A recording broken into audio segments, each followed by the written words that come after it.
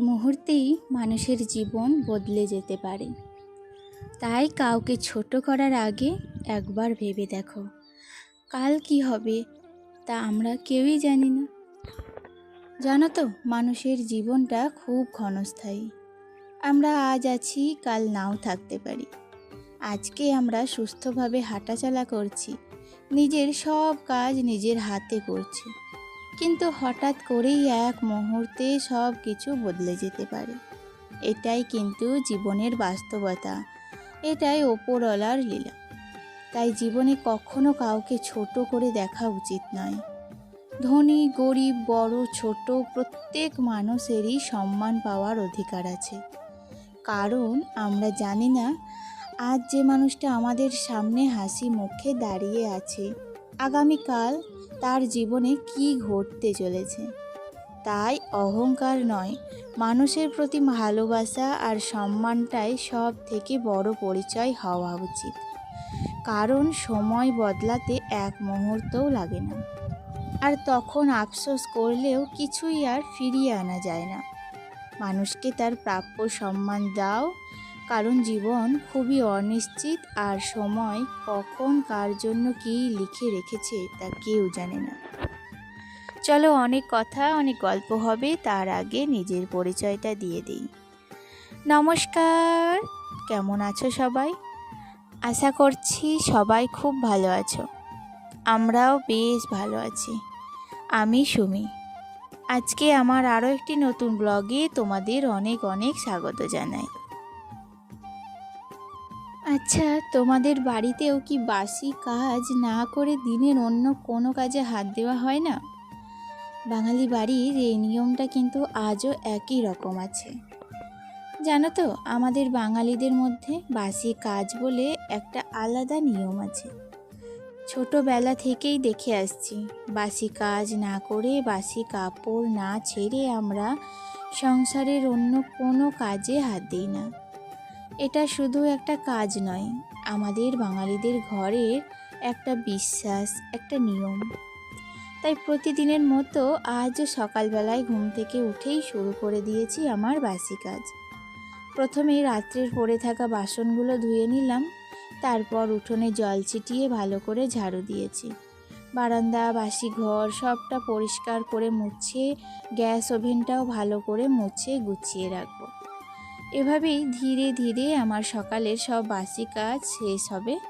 তবেই একটা সংসারের বাসি কাজ কিন্তু এক এক রকম হয়। যাদের বড় উঠান আছে তাদের কাজ একটু বেশি হয়, আবার কারোর হয়তো একটু কম। কিন্তু সংসার যেমনই হোক না কেন, প্রত্যেক গৃহিণীকেই নিজের সংসারের নিয়ম অনুযায়ী এই কাজগুলো করতেই হয়। আসলে সংসারকে সুন্দর, পরিষ্কার আর গুছিয়ে রাখতে এই ছোট্ট ছোট্ট নিয়মগুলোর মধ্যেই লুকিয়ে থাকে আমাদের প্রতিদিনের ভালোবাসা আর দায়িত্ব। ছোটবেলায় যে ছেলে ভোর না হতেই উঠে পড়তো, আজকে তাকে স্কুলে পাঠানোর জন্য কতবার ডাকতে হয় যেন। সময়ের সঙ্গে বাচ্চারাও হয়তো কত বদলে যায়। আজকে হচ্ছে সোমবার, আর আজ থেকেই বাবুর স্কুল আবার শুরু হয়েছে। তাই সকালবেলায় ঘুম থেকে উঠেই ওকে রেডি করে স্কুলে পাঠিয়ে দিয়েছি। জানো তো, বাবু যখন খুব ছোট ছিল তখন কি শীত, কি গরম, কি বর্ষা, সব সময় ভোরবেলায় নিজে নিজেই উঠে পড়তো। তখন কিন্তু আমাদের ঘুমোতে দিত না। ওর ঘুম ভাঙলেই ওকে নিয়ে কখনো এদিক কখনো ওদিক ঘুরে বেড়াতে হতো। তখন মনে মনে ভাবতাম, এই ভোরে ওঠার অভ্যাসটা যদি বড় হওয়ার পরেও থাকতো। আর কিন্তু এখন যত বড় হচ্ছে ততই যেন ওর ঘুমটা বেড়ে যাচ্ছে। এখন সকালে স্কুলে যাওয়ার সময় কতবার যে ডাকতে হয়, কত আদর করে, কত বুঝিয়ে তবেই ওর ঘুম ভাঙে। তারপর ওকে রেডি করে স্কুলে পাঠানো হয়। আসলে জীবনটা হয়তো এমনই, যখন যে জিনিসটা আমাদের খুব দরকার হয় তখন সেটাই যেন ঠিক মতো হয় না। সময়ের সঙ্গে সব কিছুই বদলে যায়, বাচ্চারাও বদলে যায়। তো বাবুকে অনেক কষ্ট করে স্কুলে পাঠিয়ে দিয়েই আমি লেগে পড়লাম আমার সংসারের কাজে। আর ভাবছিলাম আগে কিন্তু ওকে ঘুম থেকে তুলতেই হতো না, নিজে নিজেই উঠে পড়তো। সময় সত্যিই কত দ্রুত বদলে যায়, তাই না? যাই হোক, তোমাদের সাথে অনেক বকবক করে ফেললাম। আর এদিকে ততক্ষণে আমার অনেকগুলো কাজ হয়ে গেছে। তোমরা দেখলে ছাদের উপরে আমি পেয়ারা গাছটাতে একটু মাটিগুলো উস্কে দিলাম, তারপর কিন্তু একটু 10-26 মতো একটু সার দিলাম। আসলে গাছটা বেশ বড় হয়েছে, কিন্তু গাছে অনেকগুলো ফলও ধরেছে। ফলগুলো কিছুতেই মোটা হচ্ছিল না জানো। তো আমি দেখলাম নেটে ভালো করে সার্চ করে যে ওকে এখন ভীষণ পরিমাণে পুষ্টির দরকার। তো তাই জন্য ওকে ভালো করে পুষ্টি দিয়ে দেখো জল দিয়ে দিয়েছি। তারপর এসে ঠাকুর ঘরে আহ্নিক সেরে নিয়েছি। আর এখন আমার সকালে যেটা রুটিন, একটু গরম জল খেয়ে তারপর সংসারের কাজে লেগে পড়েছি। কালকে আমার শ্বশুরমশাই অনেক জানো তো কাঁকড় পেয়েছিল পুজো করে, আধখানা গোটা, সেগুলোই ভাবলাম যে আজকে একটু পোস্ত করা যাক। তো কিভাবে পোস্তটা করব, আমি কাঁকড়গুলো না চাল কুমড়োর মতো করে কেটে নিয়ে তারপর প্রেসার কুকারে একটা সিটি মেরে নিয়েছি। ততক্ষণে ওটা যতক্ষণ সিটি পড়ছে ততক্ষণ এদিকে আমি পোস্তটাও বেটে নিচ্ছি। পোস্তটা জানো তো অন্যান্য মশলা মিক্সিতে মাটা হলেও পোস্ত কিংবা সর্ষে এটা তো অল্প পরিমাণ হয়, তো এটা কিন্তু মিক্সিতে বাটা খুবই অসুবিধা হয়। অল্প পরিমাণ যেহেতু, তাই সবটা কিন্তু মিক্সির গায়ে লেগে যায়।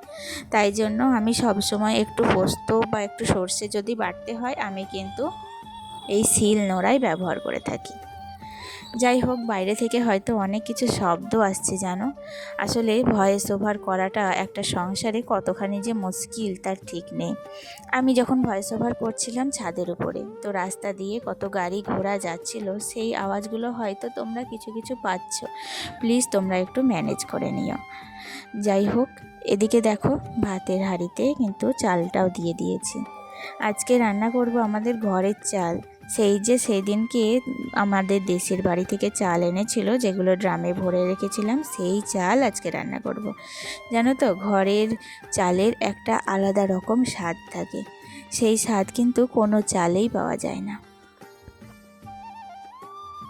জানো তো আজকে যে কাঁকড়টা রান্না করেছিলাম খেতে কিন্তু দারুণ সুন্দর হয়েছিল। এত ভালো লেগেছে যে কি বলবো তোমাদের। আমাদের বাবার বাড়ির দিকে চাল কুমড়ো আর কাঁকড় এভাবেই রান্না করা হয়, তবে এদিককার মানুষজন এই স্বাদে তেমন একটা অভ্যস্ত নয়, তাই শুধু পোস্ত দিয়ে রান্না করলে ওরা হয়তো খেত না। সেই জন্য পোস্তর মধ্যে একটুখানি হলুদ দিয়ে রান্না করেছিলাম, আর বিশ্বাস করো খেতেও কিন্তু বেশ ভালো লেগেছে। তারপর রান্নাবান্না সব কমপ্লিট করে চলে এসলাম ছাদে। জানো তো সংসারে সবার মন জুগিয়ে চলাটাও একটা বড় দায়িত্ব, তাই সব কাজের পরে নিজের জন্য একটু সময় বের করে নেওয়াটাও খুবই দরকার। আর এই ভীষণ গরমে আজকে নিজের স্কিনেরও একটু যত্ন নিলাম। একটা শসা কেটে ফ্রিজে রেখে দিয়েছিলাম, একদম বরফের মতো ঠান্ডা হয়ে গিয়েছিল। সেই ঠান্ডা শসা দিয়ে অনেকক্ষণ ধরে পুরো মুখটা ম্যাসাজ করলাম। তারপর একটু কাঁচা দুধ দিয়ে মুখটা ভালো করে পরিষ্কার করে নিলাম, আর শেষে টমেটো মধ্যে সামান্য চিনি দিয়ে হালকা করে স্ক্রাব করে নিলাম। এরপর স্নানটাও কমপ্লিট করে ফেললাম।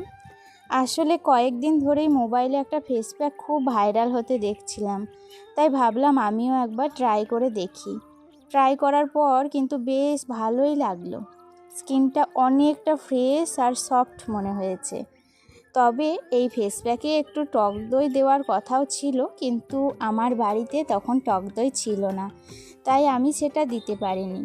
তোমরা যদি বাড়িতে ট্রাই করো তাহলে চাইলে টক দইটাও ব্যবহার করতে পারো। আসলে নিজের সংসারের যত্নের পাশাপাশি নিজেরও একটু যত্ন নাও, কারণ নিজের ভালো থাকাটাও কিন্তু খুব জরুরি। তাহলে বন্ধুরা চলো আজকের মতো ভিডিওটি এখানেই শেষ করছি। কেমন লাগলো কমেন্টে জানিও। ভালো থেকো, সুস্থ থেকো, টাটা।